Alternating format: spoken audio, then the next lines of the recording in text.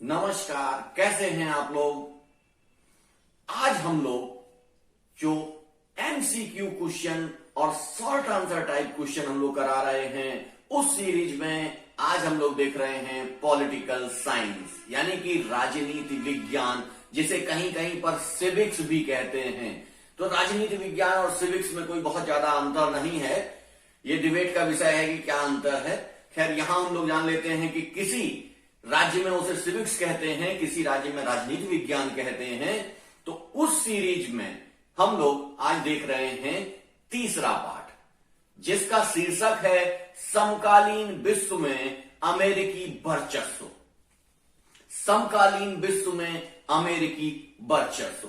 अब देख लीजिए, कई जगह पे यूपी में इस पाठ को डिलीट कर दिया गया है। 30% सिलेबस जो कम किया है उसके अंतर्गत इसको डिलीट कर दिया गया है, लेकिन उत्तराखंड में ये लागू है। अभी उत्तराखंड में इसको नहीं हटाया गया है।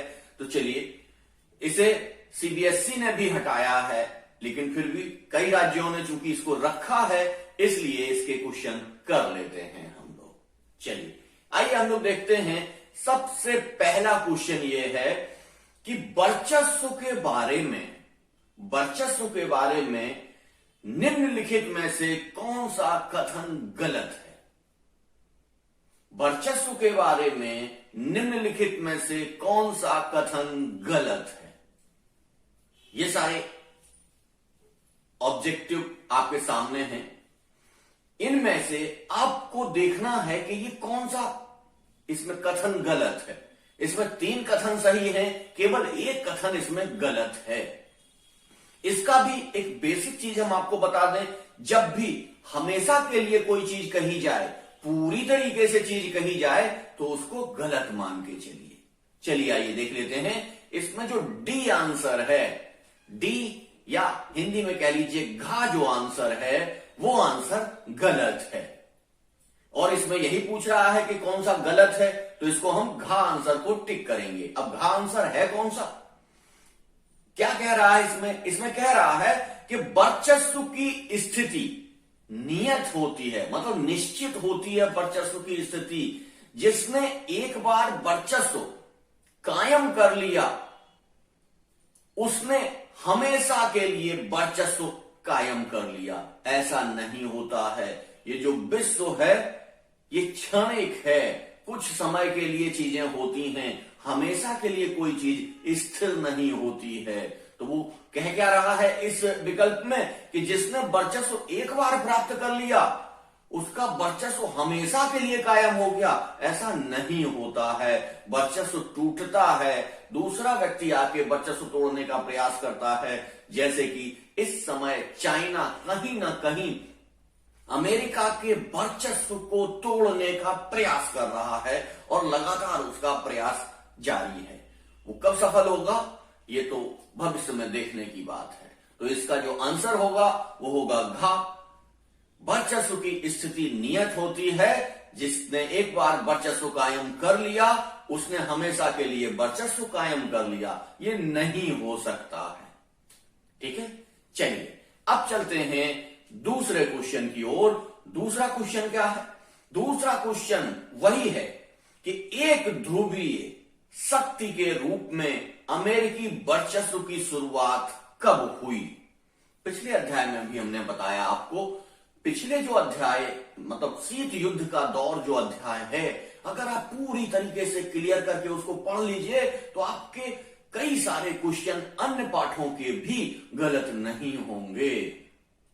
यह क्वेश्चन वहीं से आ रहा है कि एक ध्रुवीय शक्ति के रूप में अमेरिकी वर्चस्व की शुरुआत कब हुई। कब हुई? अरे सीधा सीधा है, वो बता रहा है, पूछ रहा है कि जब सोवियत संघ का विघटन हो गया, तब अमेरिका एक शक्ति के रूप में बचा। एक शक्ति के रूप में कब बचेगा? जब सोवियत संघ का विघटन हो जाएगा। तो सोवियत संघ का विघटन कब हुआ? 1991 में हुआ। हमने आपको बताया 1991 में सोवियत संघ का विघटन हो गया। सोवियत संघ का विघटन जब हो गया, तभी संपूर्ण विश्व केवल एक ध्रुवीय हो गया। सारे जगह पर अमेरिका की दादागिरी चलने लगी और आज हम एक ध्रुवीय विश्व में जी रहे हैं। ठीक है, इसको जब आप मिला के चलेंगे, सीरीज से सीरीज मिलाते हुए चले जाएंगे, तो आपको सारी चीजें मिलती चली जाएंगी। एक ध्रुवीय विश्व का आरंभ कब होता है? जब एक ध्रुव समाप्त हो जाए। वो ध्रुव कब समाप्त हुआ? जब सोवियत संघ का विघटन हुआ। सोवियत संघ का विघटन कब हुआ? 1991 में हुआ। इसमें और ज्यादा जानने की आवश्यकता ही नहीं है। चलिए हम लोग अगले क्वेश्चन पर चलते हैं। वो क्वेश्चन क्या कह रहा है? क्वेश्चन कह रहा है कि कौन सा देश 1991 में अंतरराष्ट्रीय परिदृश्य से लुप्त हो गया? देखिए क्वेश्चन वही है जो हमने पीछे आपको बता रहा हूं, वही क्वेश्चन नए तरीके से पूछ दिया।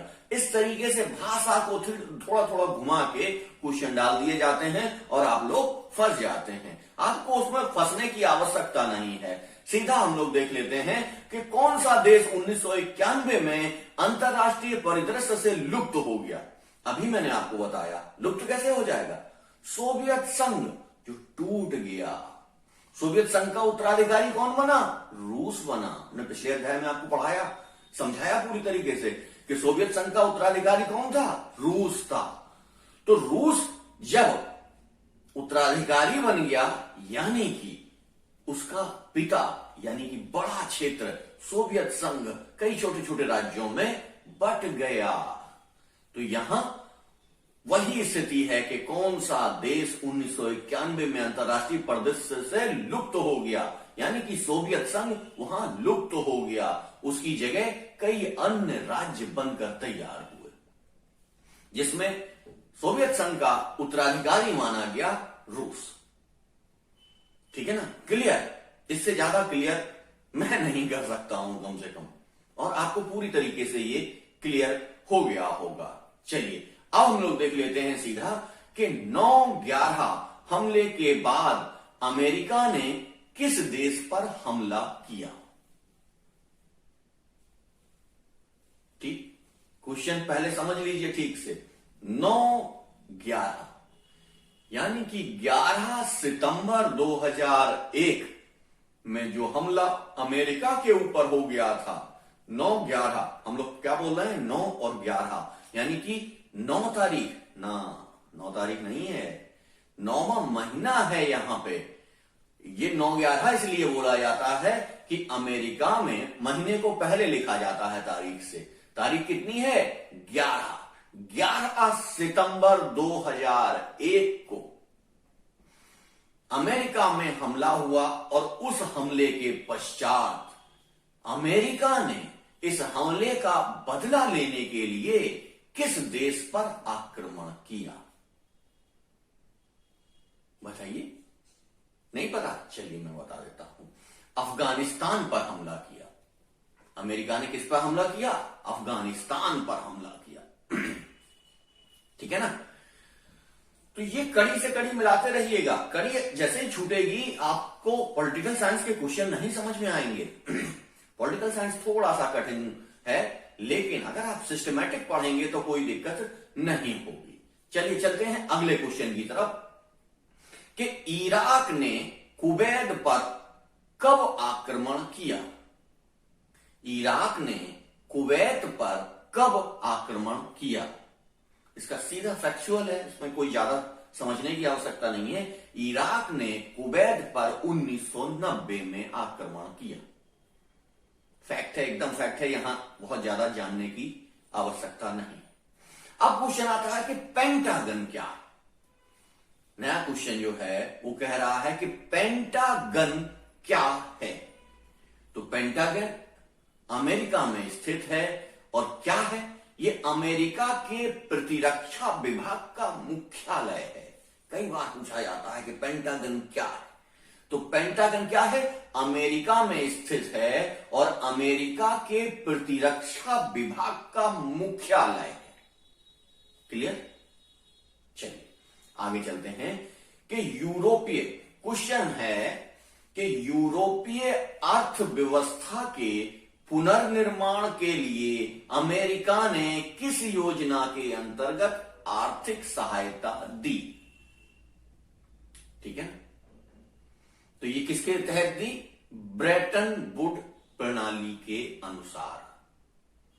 किसके अनुसार? ब्रेटन वुड प्रणाली के अनुसार। इसको फिर से थोड़ा सा देख लीजिए, फिर से समझ लीजिए कि यूरोपीय अर्थव्यवस्था, यूरोप की जो अर्थव्यवस्था है उसके पुनर्गठन के लिए अमेरिका ने किस योजना के अंतर्गत, यानी कि पूरा यूरोप क्या था? दो भागों में बटा हुआ था, पूर्वी यूरोप और पश्चिमी यूरोप। कुछ साम्यवादी विचारधारा में थे और कुछ पूंजीवादी विचारधारा में थे। जब साम्यवादी विचारधारा समाप्त हो गई, सोवियत संघ का विघटन हो गया, तब इस यूरोपीय भाग को प्रगति दिलाने के लिए, उनके पिछड़ापन को दूर करने के लिए अमेरिका ने एक योजना बनाई। उस योजना को कहते हैं ब्रेटन वुड प्रणाली। इतना याद रखिएगा कि यूरोप की अर्थव्यवस्था के पुनर्गठन के लिए, और यूरोप में बहुत सारे देश आते हैं, एक दो देश नहीं है, बहुत सारे देश हैं यूरोप में। तो यूरोप जो दो भागों में बटा था, पुनः एक भाग पूंजीवादी व्यवस्था के अंतर्गत आ रहा था। तो जो समाजवादी या साम्यवादी खेमे के देश थे, जो पिछड़ गए थे, उन पिछड़े हुए देशों को पुनः लाने के लिए ब्रेटन वुड प्रणाली के अंतर्गत उनके प्रस्ताव रखा गया और उनका सहयोग किया गया। यह प्रणाली कई बार पूछी जाती है, इसलिए इसको हमेशा याद रखिएगा।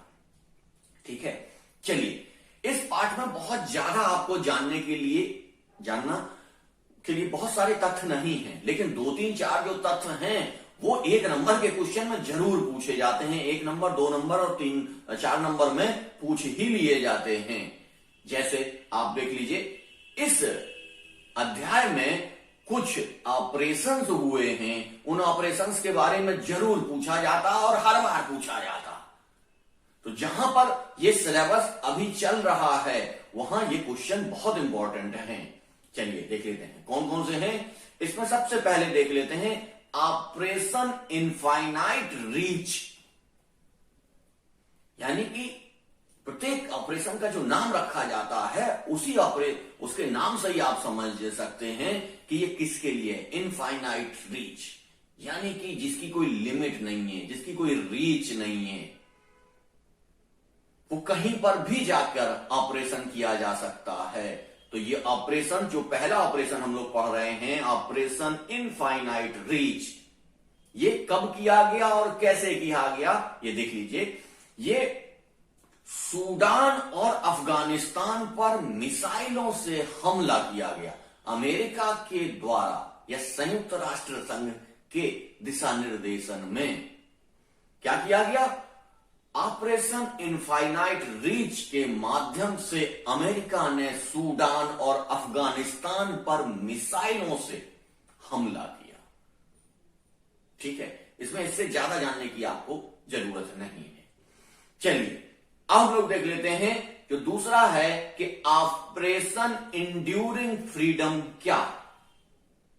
ऑपरेशन इंड्यूरिंग फ्रीडम, शब्द ध्यान रखिएगा क्योंकि ऑपरेशन और वो सारी चीजें मिल रही हैं यहां पे। तो ऑपरेशन इंड्यूरिंग फ्रीडम है क्या? ऑपरेशन इंड्यूरिंग फ्रीडम में क्या किया गया? इसमें तालिबान और अल कायदा के खिलाफ जंग लड़ी गई। ठीक है, इसमें क्या किया गया? तालिबान और अल कायदा संगठन जो आतंकवादी संगठन है और तालिबान जो आतंकवादी संगठन हैं, उन संगठनों के खिलाफ इसमें जंग जारी रखी गई। इस ऑपरेशन को क्या नाम दिया गया? Operation enduring freedom. ठीक है, चलिए अब हम लोग अगला ऑपरेशन देखते हैं। इसको क्या कहा जा रहा है? Operation desert storm. क्या है? Operation desert storm. ये कब किया गया? ये प्रथम खाड़ी युद्ध के दौरान इसको लॉन्च किया गया। कब किया गया? प्रथम खाड़ी युद्ध के दौरान। और इसके बाद एक क्वेश्चन आता है, एक ऑपरेशन आता है जिसको कहते हैं ऑपरेशन इराकी फ्रीडम। क्या कहते हैं? Operation Iraqi freedom. ये इराकी फ्रीडम क्या है और इसको कैसे लागू किया गया है, इसको हम लोग देख लेते हैं कि इराक पर हमले के इच्छुक देशों का गठबंधन था। यानी कि इराक पर हमले के इच्छुक बहुत सारे देश जो संयुक्त राष्ट्र संघ के अंतर्गत आते थे, उन संयुक्त राष्ट्र संघ के अंतर्गत देशों ने गठबंधन बनाया और उस गठबंधन के अंतर्गत इस ऑपरेशन को लागू किया गया। इसको क्या कहते हैं? इसको कहते हैं ऑपरेशन इराकी फ्रीडम। ये 3-4 कई बार घुमा घुमा के एक नंबर के क्वेश्चन में पूछ लिए जाते हैं, कई बार इसमें मिलान करवा लिया जाता है, कई बार इसके विकल्प ऊपर नीचे कर दिए जाते हैं। तो ये क्वेश्चन आपके लिए बहुत इंपॉर्टेंट है। अगर मिलान करवाएगा तो 2 नंबर का क्वेश्चन हो जाएगा, अगर सीधा एक ऑपरेशन पूछ दिया तो 1 नंबर का क्वेश्चन हो जाएगा। यह हमेशा ध्यान रखिएगा। चलिए इसमें अगला देख लेते हैं, जो है कि 11 सितंबर 2001 के दिन अमेरिका में क्या हुआ। सीधा क्वेश्चन आ रहा है कि 11 सितंबर 2001 के दिन अमेरिका में क्या हुआ था। आपको अभी हमने बताया ऊपर क्वेश्चन, इसमें वही थोड़े से क्वेश्चन हैं, वही घुमा घुमा के पूछे जाते हैं। तो अमेरिका में क्या हुआ था उस दिन? आतंकवादी हमला हुआ था अमेरिका में, वर्ल्ड ट्रेड सेंटर पर हमला हुआ था। अमेरिका के वर्ल्ड ट्रेड सेंटर पर जो हमला हुआ था वो किस दिन हुआ था? 11 सितंबर 2001 को हुआ था। ठीक है ना? तो इससे ज्यादा आप मत समझिए। 11 सितंबर 2001 के दिन अमेरिका में वर्ल्ड ट्रेड सेंटर पर हमला हुआ था। चलिए अब सीधा चलते हैं। पाठ का नाम है अमेरिकी वर्चस्व। तो अमेरिकी वर्चस्व के अंतर्गत किस तरीके का वर्चस्व है अमेरिका का, इसको हम लोग देख लेते हैं, जो अगले क्वेश्चन में हमें दिखाई देगा। क्वेश्चन है कि भारत द्वारा सॉफ्टवेयर का निर्यात सबसे ज्यादा किस देश को किया जाता है और कितना किया जाता है? तो भारत के द्वारा सॉफ्टवेयर का निर्यात सबसे ज्यादा अमेरिका को किया जाता है और 65% किया जाता है। कितना किया जाता है? 65% किया जाता है ये। यानी कि लगभग जो सॉफ्टवेयर हम निर्माण करते हैं उसका निर्यात कहां करते हैं? अमेरिका को कर देते हैं। यानी कि अमेरिका का वर्चस्व दिखाई दे रहा है कि वो सारी चीजें खरीदने की क्षमता रख रहा है। यानी कि आर्थिक वर्चस्व उसके पास कितना अधिक है। चलिए इसमें हम लोग देख लेते हैं कि प्रथम खाड़ी युद्ध किस किस के बीच हुआ।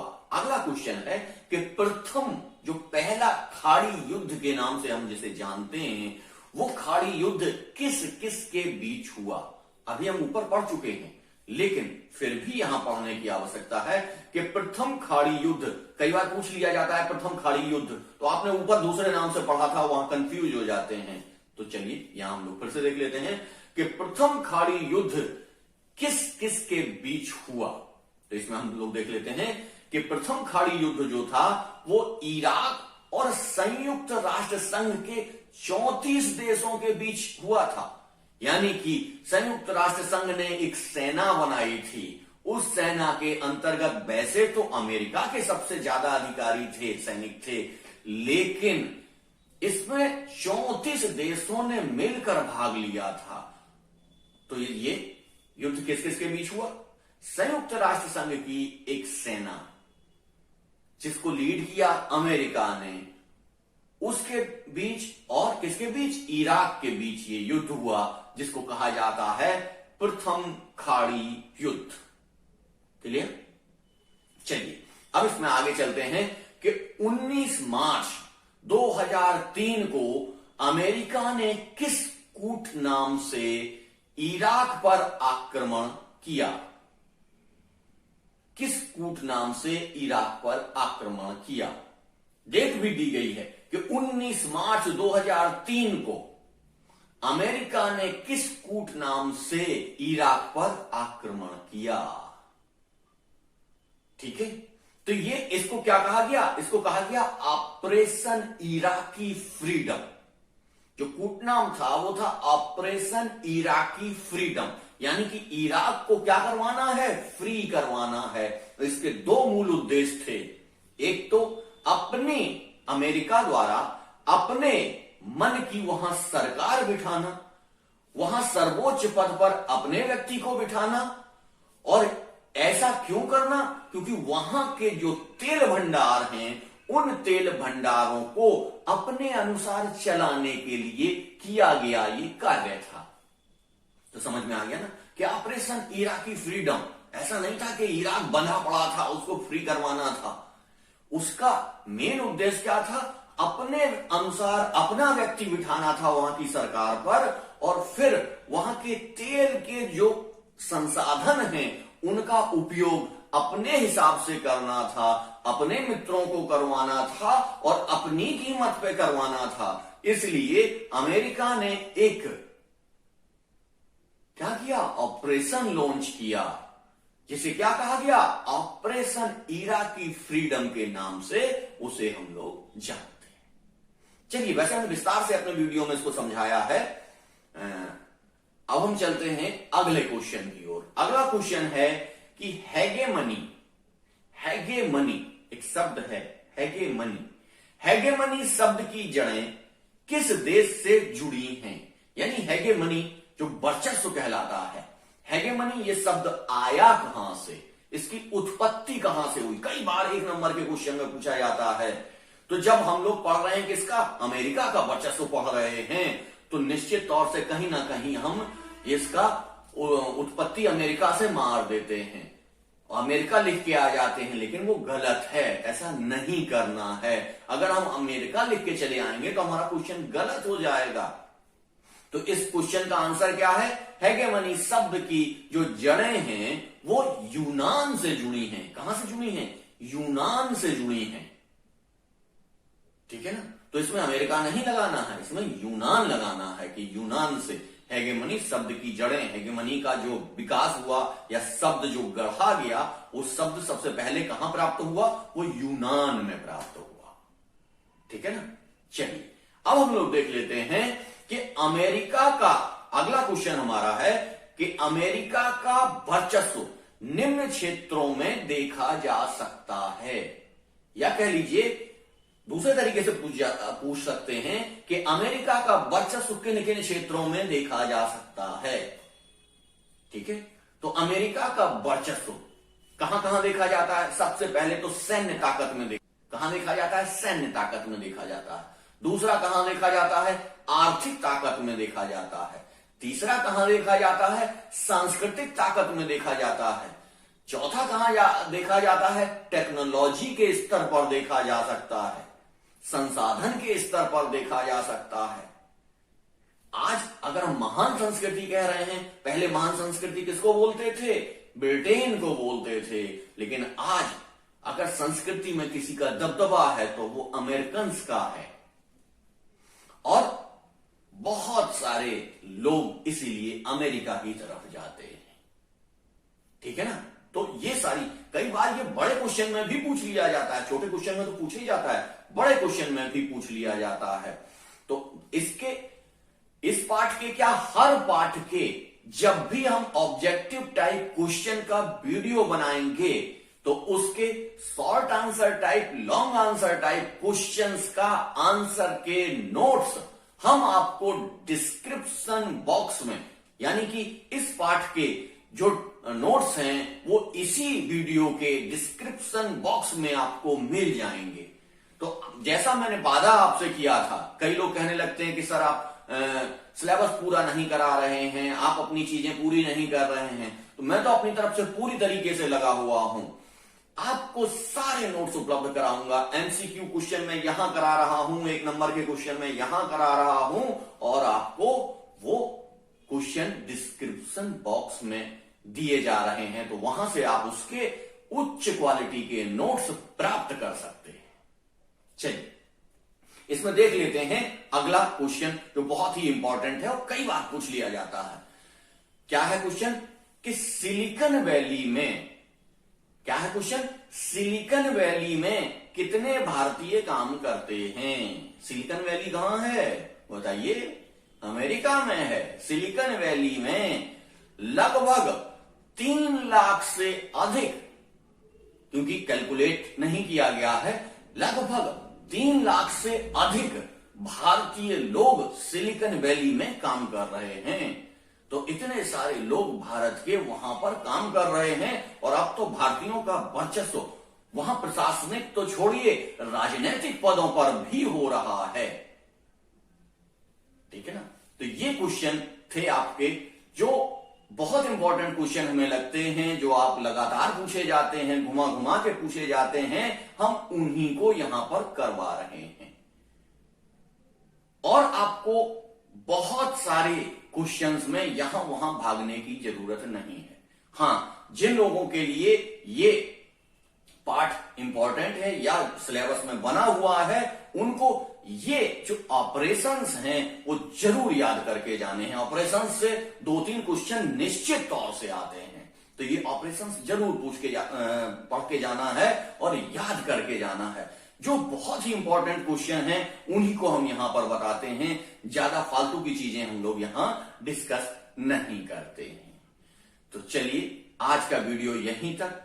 मैं फिर कहूंगा, जिन लोगों ने हमारा चैनल सब्सक्राइब नहीं किया है तो प्लीज इसको सब्सक्राइब कर लीजिए। मैं आपके अध्ययन में किसी भी प्रकार की कमी नहीं रहने दूंगा। मैंने आपसे जो वादा किया था कि 90% से अधिक अंक मैं आपको पॉलिटिकल साइंस में दिलवाऊंगा, तो ये जो नोट्स आपको दे रहा हूं ये अत्यंत ही उच्च कोटि के हैं। इनसे आपको आसानी से वो नंबर प्राप्त हो जाएंगे। आज का टॉपिक यहीं तक, कल नए टॉपिक के साथ पुनः आऊंगा। धन्यवाद।